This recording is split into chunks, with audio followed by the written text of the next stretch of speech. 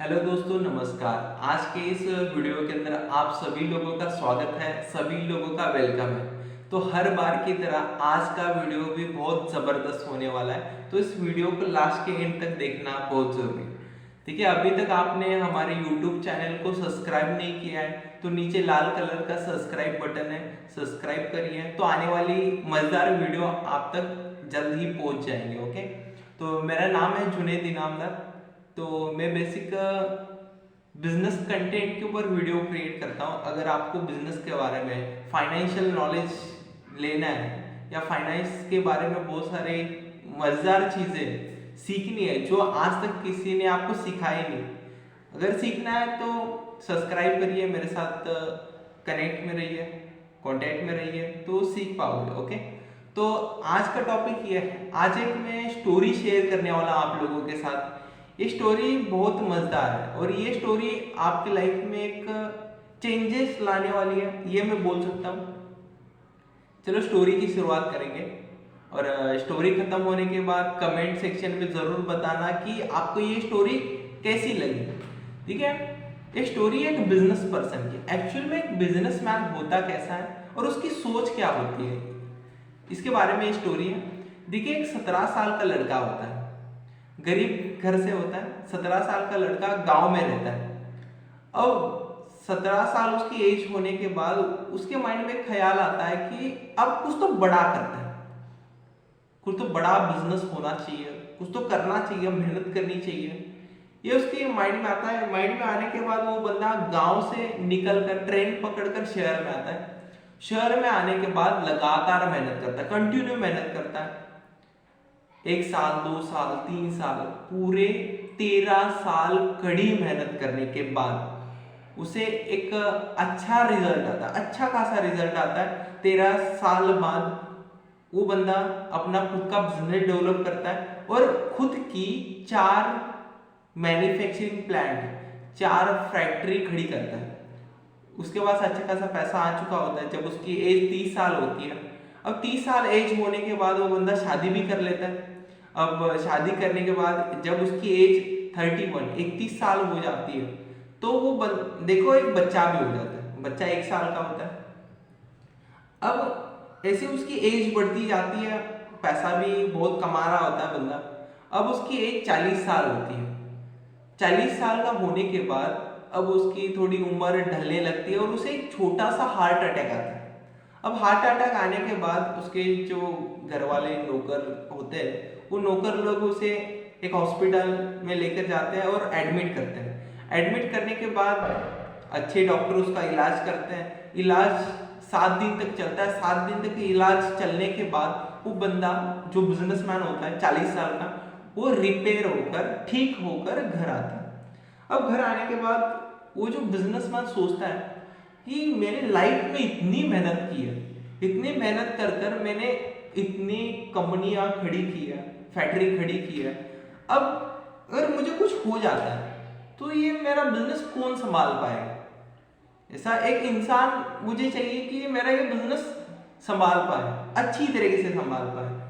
तो उसके माइंड में एक चीज आती है कि जो उसका बच्चा होता है 10 साल का, छोटा सा बच्चा होता है, वो अब ठान लेता है कि इस 10 साल के बच्चे को कुछ भी करके बिजनेस सिखाना है। तो ये चीज उसके माइंड में आने के बाद वो 10 साल के बच्चे को उसका बाप, देखो इमेजिन करना मैं जो बताने वाला हूँ आगे, उसका बाप बुलाता है, बेटा इधर आ। तो 10 साल का मासूम सा बच्चा उसके बाप के पास, पिताजी के पास आता है, बोलता है बोलो पिताजी क्या काम है। वो जो बाप होता है उसे एक चीज बोलता है, देख बेटा मैं आज तुझे एक काम देने वाला हूं, तू करेगा। बच्चा बोलता है बताइए पापा क्या करना है। तो उसका जो पिता होता है, जो 40 साल का बिजनेसमैन होता है, अपने रूम में जाता है, रूम से एक बोरी उठाकर लाता है। बोरी उठाकर लाने के बाद वो बोरी उस बच्चे के हाथ में देता है। बोरी का वजन इतना होता है कि बच्चे को ठीक से उठ भी नहीं रहा होता, एक 5-6 किलो वजन होता है उसके अंदर। और पिताजी बोलते हैं, बच्चे के पिताजी बिजनेसमैन अपने 10 साल के बच्चे को बोल रहा है क्या, देख बेटा मैंने तुझे बोरी दी है, उस बोरी के अंदर कुछ गेहूं है, तुझे आज क्या काम करना है, इस गेहूं की जो प्राइस है ना तुझे डबल करके आनी है। एक दिन का टाइम है तेरे पास, एक दिन के अंदर कुछ भी कर ले, लेकिन इस गेहूं की प्राइस है ना 2 गुना होनी चाहिए, डबल होनी चाहिए। तो बच्चा ना नहीं बोलता, बच्चा उस बोरी को किसी तरह से उठाकर बाहर लेकर जाता है बाजार में। 10 साल का बच्चा बाजार में लेकर जाता है, 1 घंटा 2 घंटा सोचता है थोड़ा बैठकर, उसे कुछ समझ में नहीं आ रहा होता, लेकिन फिर भी सोचना ट्राई करता है। और सोचने के बाद बाजार में एक दुकान होती है, आटा चक्की, जानते हो आप, जहाँ पर गेहूं जो भी चावल होते हैं उसका आटा बनाया जाता है, वो शॉप होती है। वो बच्चा जाता है दुकानदार के पास और बोलता है कि अंकल मेरे पास कुछ गेहूं है, प्लीज मुझे इस गेहूं का आटा बना के दो। छोटा 10 साल का बच्चा, मासूम सा बच्चा एक अंकल को रिक्वेस्ट कर रहा है। तो अंकल उसकी जो मासूम सी शक्ल देखता है, अंकल का दिल थोड़ा पिघल जाता है। अंकल क्या करते हैं, उसका जो बोरी लेते हैं, उस गेहूं को आटे में कन्वर्ट करते हैं, मतलब उसका आटा बनाते हैं और आटा बनाकर उस बच्चे को देते हैं। और उसकी मासूम सी शक्ल देखकर उस बच्चे से पैसा भी नहीं लेते, तो बच्चा खुश होता है और वो गेहूं का जो आटा बनाया ना, वो आटा लेकर अपने पिताजी के पास जाता है और पिताजी बोलता है, देखो पिताजी, आपने जो गेहूं दिया था उसका मैंने आटा बनाया, अब इस गेहूं की प्राइस क्या हो गई, अब डबल हो गई। तो पिताजी, उसके जो पिताजी जो बिजनेसमैन होता है, थोड़ा सा खुश होता है, लेकिन अभी भी सेटिस्फाई नहीं है। तो दूसरे दिन फिर सुबह वही उसके पिताजी उस बच्चे को बुलाते हैं, बेटा इधर आ। तो बच्चा फिर से खेल रहा होता है, अपना खेल छोड़कर फिर से अपने पिताजी के पास आता है। और पिताजी क्या करते हैं, जो उसने कल जो गेहूं बनाया था उसकी बोरी उठाते हैं और उसके हाथ में देते हैं, देख बेटा, कल तूने जो आटा बनाया था, इस आटे की आज तुझे क्या करनी है, प्राइस डबल करनी है, कुछ भी कर लेकिन इसकी प्राइस डबल होनी चाहिए। तो बच्चा फिर से सोच में पड़ जाता है, लेकिन ना नहीं बोलता, उस बोरी को चुपचाप उठाता है, फिर से बाजार चला जाता है। अब 1 घंटा गुजर जाता है, 2 घंटा, 3 घंटा, 4 घंटे गुजर जाते हैं। 4 घंटे सोचने के बाद उसे एक आइडिया आता है। बाजार के सामने एक बेकरी होती है, बेकरी के अंदर जाता है और वहां पर एक अंकल होते हैं। अंकल को बोलता है, देखिए अंकल, मेरे पास कुछ गेहूं का आटा है, देखिए इस आटे के क्या बनाओ, ब्रेड बनाओ, जितने ब्रेड बनेंगे आधे ब्रेड आप रख लो, आधे ब्रेड मुझे दे दो। तो अंकल क्या करते हैं, उस आटे के ब्रेड बनाते हैं और ब्रेड बनाने के बाद 16 पैकेट ब्रेड के बनते हैं। तो 16 पैकेट में से 8 पैकेट वो जो बेकरी वाला अंकल रखता है और 8 पैकेट उस बच्चे को देता है। तो बच्चा खुश होकर वो ब्रेड के 8 पैकेट लेकर अपने पापा के पास आता है और पापा को बोलता है खुश होकर, देखिए पापा, जो आपने आटा दिया था उसका मैंने ब्रेड बना दिया, अब इस आटे की प्राइस क्या हो गई, डबल हो गई। देखो पहले बच्चे ने क्या किया, गेहूं की प्राइस डबल कर आटा बना दिया, अब आटे की प्राइस डबल करने के लिए क्या किया उसने, उसका ब्रेड बना दिया। तो उसका बाप है ना, जो बिजनेसमैन है ना, थोड़ा सा खुश हो गया, ज्यादा नहीं और थोड़ा सा। अब तीसरे दिन उसी बच्चे को उसका बाप बुलाता है, ए बेटा इधर आ। वो बच्चा आता है बाप के पास, बोलता है, पापा क्या काम है आज। तो उसके पिताजी बोलते हैं, देख बेटा, तूने कल जो ब्रेड के पैकेट लाए 8, तो 4 पैकेट तुझे आज दे रहा हूं, इस 4 ब्रेड के पैकेट की आज तुझे प्राइस डबल नहीं करनी, इस ब्रेड के पैकेट की प्राइस तुझे 4 गुना करनी है, डबल नहीं करनी। देखो टास्क कितना बड़ा है। तो बेटा फिर भी ना नहीं बोलता, वो 4 ब्रेड के पैकेट उठाता है, बाजार जाता है। बाजार जाने के बाद 1 घंटा, 2 घंटा, 3 घंटा, 4 घंटा, पूरे 8 घंटे गुजर जाते हैं। दिन ढलने लगता है, शाम हो रही होती है और शाम होने के बाद उसे एक बड़ा सा रेस्टोरेंट दिखता है। रेस्टोरेंट के सामने वो बंदा बैठा होता है, जो बच्चा होता है, 10 साल का बेटा होता है। तो क्या करता है, वो 4 ब्रेड के पैकेट लेकर रेस्टोरेंट के अंदर जाता है। वहां पर रेस्टोरेंट का मालिक काउंटर के ऊपर बैठा होता है और वो छोटा सा बच्चा, 10 साल का मासूम सा बच्चा, रेस्टोरेंट के मालिक को क्या बोल रहा है, देखिए अंकल, मेरे पास कुछ ब्रेड के पैकेट है। एक 10 साल का मासूम सा बच्चा रेस्टोरेंट के बड़े मालिक के साथ क्या डील कर रहा है, देखिए मेरे पास कुछ ब्रेड के पैकेट है, सारे ब्रेड आप रख लो, सारे ब्रेड आप रख लो और मुझे कुछ 4 सैंडविच बना के दो। तो रेस्टोरेंट का मालिक थोड़ा सोच में पड़ जाता है, लेकिन बच्चे की मासूम सी शक्ल देखकर वह अंकल है, रेस्टोरेंट का मालिक है, एग्री होता है, सहमत होता है कि हाँ मैं करके दूंगा। तो उसके जो शेफ होते हैं, जो रेस्टोरेंट के शेफ, उस ब्रेड के पैकेट को अंदर लेकर जाते हैं और 4 खूबसूरत तरीके से ब्रेड के सैंडविच बनाते हैं और सैंडविच बनाकर अच्छी तरह से कट करके उस रेस्टोरेंट के ब्रांडिंग के बॉक्स के साथ उसे पैक कर कर उस बच्चे को दिया जाता है।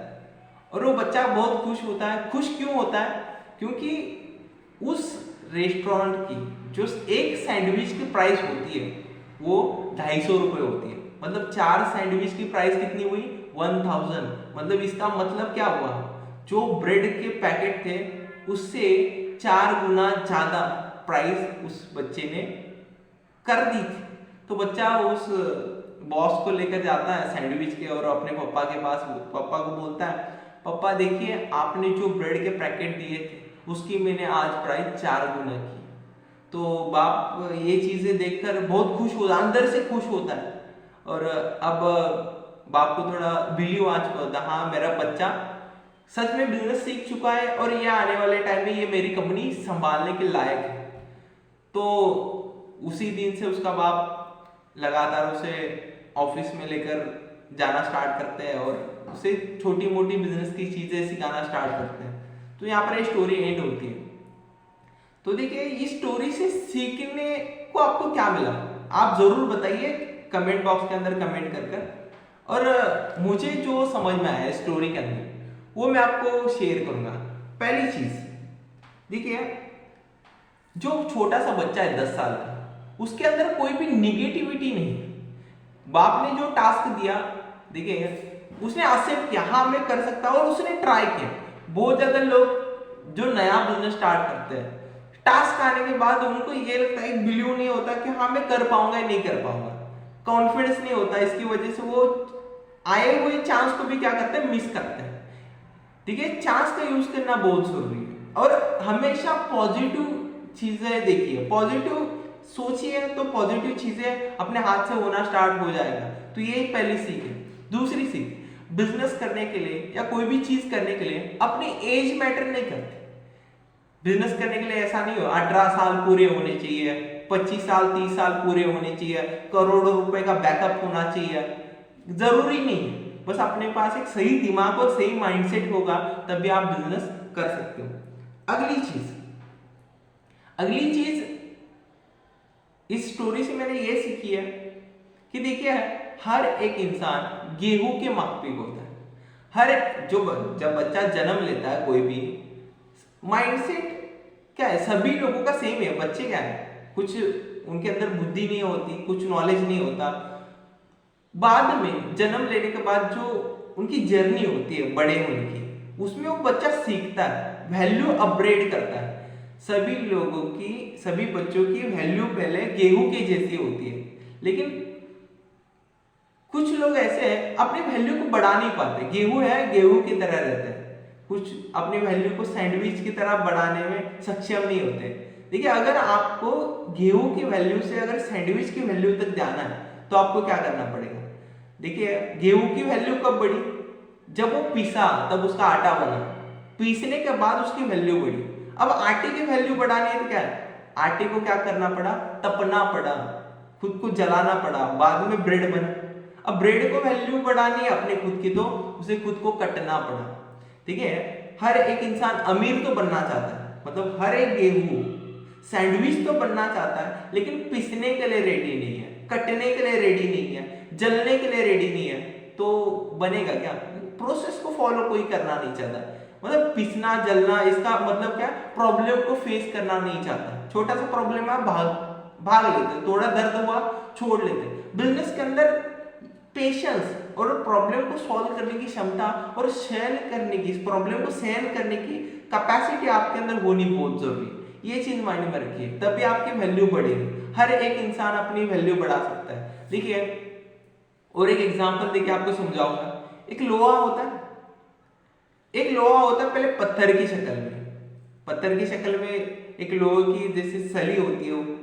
अब उसे तलवार बनने के लिए क्या करना पड़ेगा? पहले उसे लोहार क्या करेगा? तपाएगा पूरा, पहले उसे जलना पड़ेगा, बाद में लोहार उसे मारेगा, थोड़े से मार भी खानी पड़ेगी। लोहार बाद में उसे घिसेगा, चीजों से फाइन से घिसेगा, उसे घिसना भी पड़ेगा। कठोर तपस्या के बाद वो लोहे का जो पत्थर होता है, जिसे पहले शेप नहीं था, वो बाद में एक धारदार तलवार बन जाती है, और वो तलवार सीधा एक राजा के हाथ में जाती है। तो देखिए उस छोटे से लोहे के पत्थर को राजा के हाथ में जाने के लिए क्या क्या करना पड़ा? पहले तपना पड़ा, मार खानी पड़ी, घिसना पड़ा, तभी वो राजा के हाथ में गया ना, तभी उसकी वैल्यू बढ़ी। तो ये चीज माइंड में रखिए, अपने वैल्यू को बढ़ाना है तो ये स्ट्रगल करना बहुत जरूरी है। समझ में आ रहा है? तो स्टोरी से आपने बहुत सारी चीजें सीखी होंगी। तो थैंक यू सो मच। यहाँ पर हमारी स्टोरी खत्म होती है। अगर ऐसी मजेदार नॉलेजेबल वीडियो अगर आप देखना चाहते हो तो इस चैनल को सब्सक्राइब करिए और लाइक करिए, शेयर करिए, कमेंट करिए। Thank you so much all.